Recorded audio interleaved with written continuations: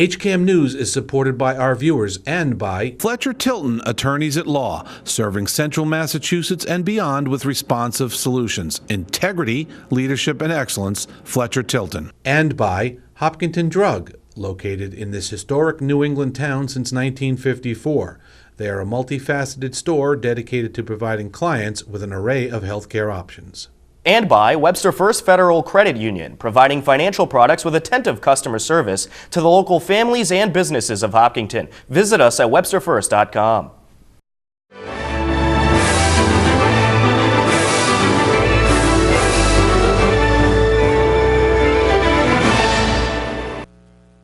Welcome to HCAM News. Tom Nappy at the anchor desk to keep you up to date with everything you need to know about Hopkinton.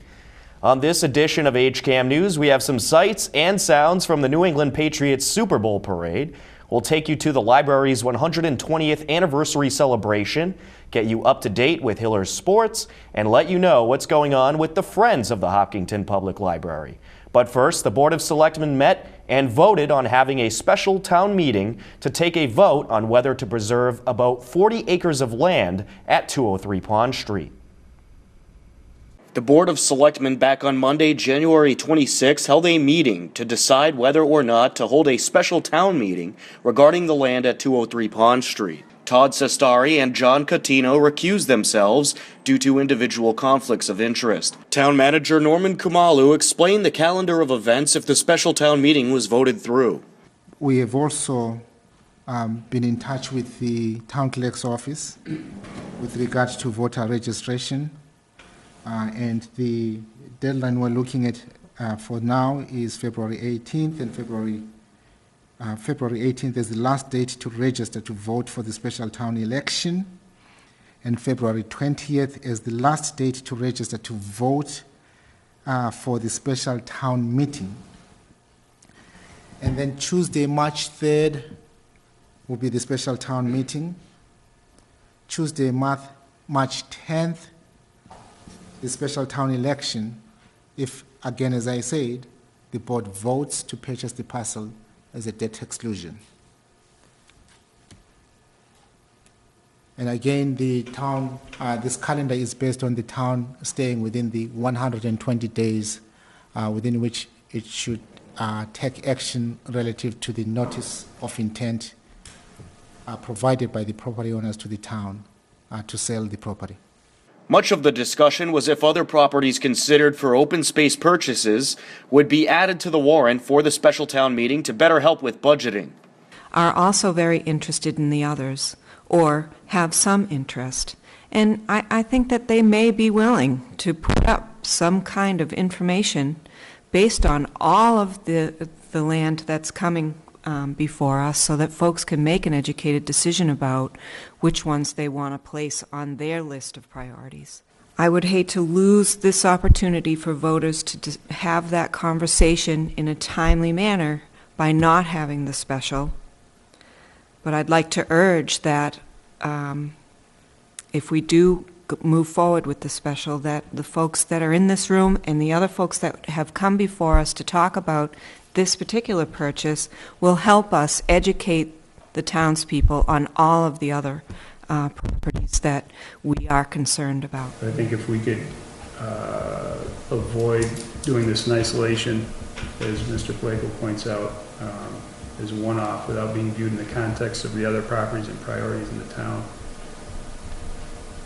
I would like to avoid that. Mr. Kamal, what do you think the possibilities of us having a framework for the discussion that involves some of the other properties in town?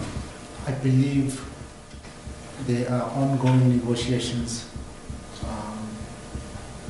between the town and the owners of the other parcels. Is it doable that we can conclude all those negotiations in time for the special town meeting? That will require a great deal of heavy lifting on the town's part. But if that's the goal that the board would like to set for us, we will then need to find a way to get the job done. At the end of the brief meeting, here is the action. At a vote of 2-1, the board opened a special town meeting warrant for a special town meeting to be scheduled on March 3, 2015. The special town meeting warrant will close 10 business days after publication in a local newspaper. For more information, you can check hopkintonma.gov. As part of the 300th anniversary celebration kickoff weekend, the library celebrated its 120th birthday.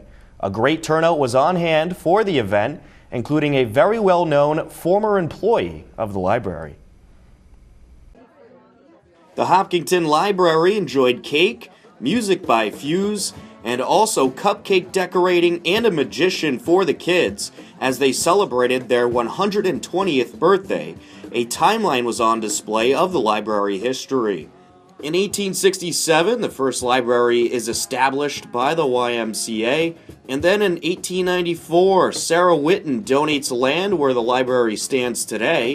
In 1896, the first librarian was hired, Sadie B. Stewart, and a year before that, in 1895, the library was built with donations from residents. In 1901, Miss F. Thompson and Mr. Abram Crooks donate the grandfather clock, which stands in the library today. In 1910, Emily Poulsen, children's author, begins a reading club for children. In 1958, the lecture hall becomes the children's room and is remodeled by the Kiwanis Club. In 1967, the new expanded area is dedicated as the Betty Strong Reading Room. In 2000, Mr. Bernard McGovern establishes a trust fund of $71,000 for the library in 1940, which grows to $1 million in 2000. In 2003, the library card catalog transitions to the electronic system. And now on this day in 2015, the library celebrated their 120th birthday. Director Ronak Hussain talked about the event. We worked with the 300th anniversary to coincide with their opening weekend this weekend. As you know, there's a town-wide celebration going on as a kickoff weekend. So we decided to celebrate the library's 120th birthday on this weekend. So it's pretty historical. 120 years we've been in this building, and then in about next couple of years we're hoping to be in a new building. So this year is absolutely a very, very significant year and a birthday celebration for us. Excellent. Well, this must certainly be an exciting time. 120 years, it's quite a milestone. Absolutely. Yes, it is. And then we're moving on to the next chapter, so we're very excited. Longtime adult services librarian and now Seattle resident, Susan Marshall was in attendance to celebrate the library's 120th birthday. Seattle area is really wonderful. It's beautiful. It has so many great things going for it. And I've already joined one of the friends groups at one library, and I've gone to another library, and I got to sign up to be a volunteer. Yay. But the sad thing is that I can go to the library, I can check in my books before I go into the library. I can go over to a special place and pick up a hole that I've made off of a shelf with my name on it. I go back to a place and check them out all by myself and get my slip and walk out, and I have never talked to a person. Now, to me, that is so sad. And that's what I miss about this library, because this library really puts the heart into a library, and it is the heart of the community, whereas those libraries are thriving and they provide wonderful resources, but I don't feel the heart. And so I'm so glad to be here for the celebration of the library. And that's why I came, because I saw they were celebrating, the library is celebrating 120 years, and it was worth my trip back here to see it, and it's wonderful to see everybody. And I got to ask this, because you have ties to both communities now. Who are you going for in the Super Bowl? Oh my gosh. Well, I have to say that I cheered for the Seahawks when they're playing their playoff games, because obviously we're in two different leagues. And but now that they're playing each other, I will be for the Patriots, but then I can go back to cheering for the Seahawks for every other time. Without guilt. And when you came back here, did it feel like home again? It really did. It's just wonderful. And I wish I could bottle all of my wonderful conversations and everything, so that when on a dreary day when I haven't had anybody to talk to, I could just open a little bottle and say, come out, and yay, I'm happy again, And so I talk the ears off of the kids at the bus stop, because I just don't have very many people to talk to. I also caught up with Beth Mezit of the Friends of the Hopkinton Public Library and talked about some events and fundraisers coming up as the library moves towards rebuilding. President of the Friends of the Library, Beth Mezit, talked about some of the programs going on and items for sale the Friends had at Hopkinton Library's 120th birthday. I'm representing the Friends of the Library here today. We're a group that earns money with fundraising so that we can help support the library with things that are not in their budget, such as the copy machine lease, the museum passes, perhaps a new piece of furniture or shelving or something of that sort. Then we're able to help the library get those things on an as-needed basis. Some of the things that we're doing here today is that we're selling these little wooden buildings and signs and a police car and so on and so forth that were given to Friends by the Country Plus store across the street. They apparently had ordered a great number of them and found that they had them in their inventory. They passed them along to us to sell as a fundraiser, which was very generous of them. In addition to that, we have our The Uncommon Common, which is a book by James Ward. He's a gentleman who lived here in Hopkinton until very recently, and he wrote a book about the houses that surround the town common. It's absolutely fascinating. There are a lot of beautiful homes, which I'm sure everybody has noticed, but he was able to research the homes, the families, the fortunes that allowed people to build those homes, and then he followed the fortunes as those families moved on out to other parts of the Boston area. So a very interesting reading and a very relevant book as far as the history of the town is concerned. So we have those for sale, and the Historical Society is also selling those on his behalf. Some of the other things that we have here on the table are a notice about the CSA Long Life Farm. Laura Davis, who runs the CSA, very generously donated a bi-weekly share to the Friends of the Library so that we could have a drawing for it as a fundraiser. We are suggesting a donation of $10 or $25 for 3 entries, but we will be doing a drawing in March for the bi-weekly share. What that share is every other week, a lovely bag full of vegetables and herbs from Long Life Farm, organically grown, for a family or a group here in Hopkinton to enjoy. Another item on the table is a notice about our marathon runner. We have a lovely lady named Talia LaPointe who is running on behalf of Friends and will be fundraising for it. She was a friend of last year's runner, Sally Stuckles, and is really enjoying her training. She enjoys running in the marathon, and she is very generously going to be fundraising on our website with the PayPal button. The last item that we have on here is wine charms that our group made up as that make a very nice little hostess gift or something. We've had those for a fundraiser over a number of years. Because we've had them a number of years, we're selling those at a discounted price, but we do have those. Lastly, I wanted to point out our list of programs that we have for this winter. On February 25th, we're going to have a discussion of The Common Uncommon, the book by James Ward, and would invite people to come join us at 7 o'clock on the evening of the 25th for that event. On March 25th, Chuck Joseph, who's our local historian and a great lecturer, is going to talk to us about some aspect of Hopkinton history. We're not quite sure of the topic on that one yet, but he's always very entertaining in his presentations. On April 29th, William Martin is going to be coming to discuss his new book, The Lincoln Letter. William Martin is the author of such books as Cape Cod, Harvard Yard, Back Bay, and has written a lot of historical novels about this area, and his newest one is called The Lincoln Letter, and he'll be talking about that on April 29th.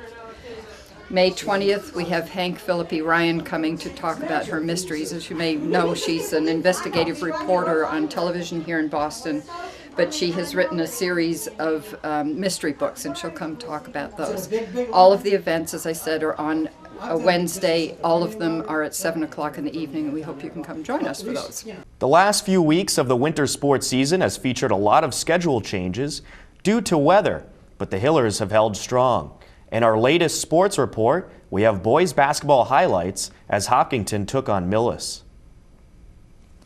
The Hopkinton Hillers boys basketball team met up with TVL rival Millis. Hopkinton led 36-31 heading into the fourth, but you see here, Ivan Arkhipov nails one of his three-pointers during the game. He totaled 15 points for the Millis Mohawks. Here, another 2-bucket off the boards. Hillers, they have the ball here, and now it's taken away by the Millis Mohawks. They force a number of turnovers in the fourth quarter. And then an opportunity here. Pat Ryan overthrows his intended target near the baseline. The Hillers still have another chance to tie here in the fourth. Ryan coming down court, looking underneath, seeing if anyone's open, drives in, puts up the shot. It's no good. Millis gets the ball. They never look back. They get the victory over the Hopkinton Hillers, 46-42. The Lady Hillers also lost to Millis on the road, 62-55. Going back in time, Monday, January 19th, the Hillers boys beat Dover Sherborne 54-46. Girls basketball lost to Dover Sherborne 41-38. Girls hockey, Dover Sherborne and Hopkinton teamed up for girls hockey. They beat Shawsheen 6-2. Boys swimming, Hopkinton beat Natick 94-91. Tuesday, January 20th, Hopkinton wrestling dominated against AMSA Assabet 66-17. Wednesday, January 21st, Hopkinton beat Holliston and Medway in both boys and girls track. Both teams improved to 7-1 on the season. The Hopkinton girls took down Holliston 61-25, winning 5 of the 9 events. Hopkinton first place finishes included Nicole Belisle for the hurdle, MP Monks for the 1 mile, Taylor Velasquez for the 300 meters, Lauren Ness for 2 miles, and the Hopkinton Hillers won the relay. The Hopkinton girls took all the events against Medway, winning the meet 77-9. First place finishes include Nicole Belisle in the hurdle, Allison Walsh in the dash, MP Monks in the 1 mile, Isabel Giordano in the 600 meter, Taylor Velasquez in the 300 meter, Jess Rector in the high jump, Lauren Hazard in the 1,000 meter, Lauren Ness in the 2 mile, and the shot put was Phoebe Lind, and Hopkinton won the relay. For boys track, they beat Medway 59 2/3 to 20 2/3. They won 7 out of 10 events. Hillers' first place finishes include Derek Winchman with the hurdle, Tim Jennis with the dash, Ben Allman with the 600 meter, Tim Jennis in the 300 meter, Cal Holland in the high jump, Evan Park in the 1,000 meter, and the Hopkinton Hillers won the relay. The Hillers boys also beat Holliston 72-14. They won all the events against Holliston. First place finishes include Derek Winchman in the hurdle, Tim Jennis in the dash, Mark Lazenbrook in the 1 mile, Ben Allman in the 600 meter, Tim Jennis in the 300 meter, Cal Holland in the high jump, Evan Park in the 1,000 meter, Jack McGuire in the 2 mile, and the shot put was won by Declan McWilliams, and Hopkinton won the relay. On Sunday, February 1st, over 114 million viewers watched the Super Bowl game between the Seattle Seahawks and the New England Patriots. Super Bowl 49 set an all-time record and became the most-watched program in U.S. history. The game did not disappoint as it came down to the final seconds. And thanks to an interception at the 1-yard line by an undrafted rookie out of West Alabama College named Malcolm Butler, the New England Patriots won their 4th Super Bowl in team history and 4th in the Brady and Belichick era. Earlier this week, the snowy streets of Boston filled with the excited and loyal fans to celebrate the first Patriots Super Bowl win in 10 years. Here are some sights and sounds from yet another glorious day in New England sports history.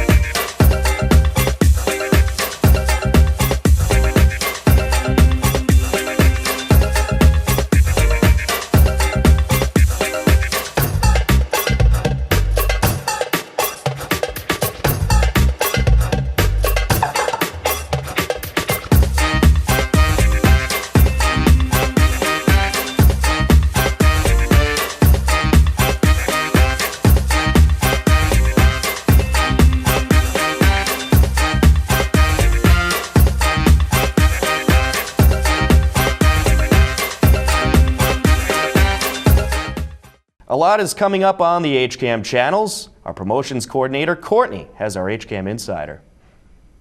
Hello, everyone, and welcome to the latest edition of the HCAM Insider. Tonight, at 8 p.m., Kathy McDonald shares the story of her business, Alima's Purse, and the girl who inspired it in Hopkinton Coffee Break. I said, Alima, I can't take it. And she said, no, I love you. I want you to have it. And so, yes, I was crying. And so we decided we would split it. So she faced me and we split it in half and we put it in our mouths at the same time. And she's a beautiful young woman and she just has this glow about her, this smile. She's so happy at being able to give something. On Monday, February 9th at 5 p.m., it's a live basketball doubleheader versus Medway on HCAM Ed. At 7 p.m. on HCAM TV, Ashland and Hopkinton will have a fire services collaboration public forum live on the air. We'll have a new HCAM News Focus on Tuesday, February 10th at 6:30 p.m., showcasing Hopkinton's 300th anniversary opening weekend. At 7 p.m., it's the second night of the Fire Services Collaboration Public Forum, and it will once again air live on HCAM TV. On Wednesday, February 11th at 11:30 a.m., be amazed by the illusions of Richard Potter, Hopkinton's first magician. In a new Business Matters at 8:30 p.m., Stephen Carbonneau shares how he turned his passions for building into a career. In the early days, was always interested in taking things apart and putting them back together, and I gravitated toward carpentry and wood, and worked for some construction companies, and you know, being a Worcester guy, certainly renovated my share of 3 families, and so I've always had an interest in construction.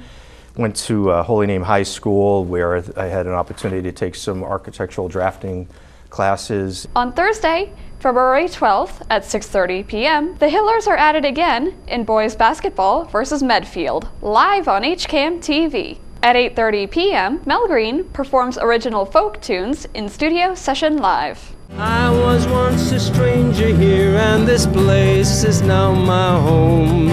And the country I once came from, I remember when I'm alone. On Friday, February 13th at 5 p.m., the Board of Selectmen will hold a meeting live on HCAM TV. At 6:30 p.m., Molly Lynn Watt recalls the experiences of her and her family during the Civil Rights Movement in Wake Up and Smell the Poetry. The Birmingham women, movement workers, Black women intent on equal rights and justice, settled for a cabin day in jammies, cooking up a storm of cornbread laced with table scraps in a cast iron skillet. On Sunday, February 15th at 10 a.m., the Planning Board meeting from February 9th will air. On HCAM Ed, we'll also have a basketball doubleheader at Ashland and ice hockey games versus Ashland, Westwood, and Littleton. Please note that there may be some program dates and time changes due to weather, and you can find these at hcam.tv. Do you know someone who wants to have the HCAM Insider delivered to them every week? If so, just have them send me an email at courtney@hcam.tv. Also, please pass it along to a friend and help us grow. As always, thanks for watching HCAM. Now back to you, Tom. Thank you, Courtney. That will wrap up this edition of HCAM News. Be sure to check our website, hcam.tv, or find us on Facebook to stay up to date with everything Hopkinton, including upcoming local events. If you have a Hopkinton-related video, photo, or story idea, I want to hear from you. Email me, news@hcam.tv. And with your help, we'll cover even more of our community. For everyone here at HCAM, I'm Tom Nappy. We leave you now with the current community listings and upcoming government meetings. Take care and go Patriots.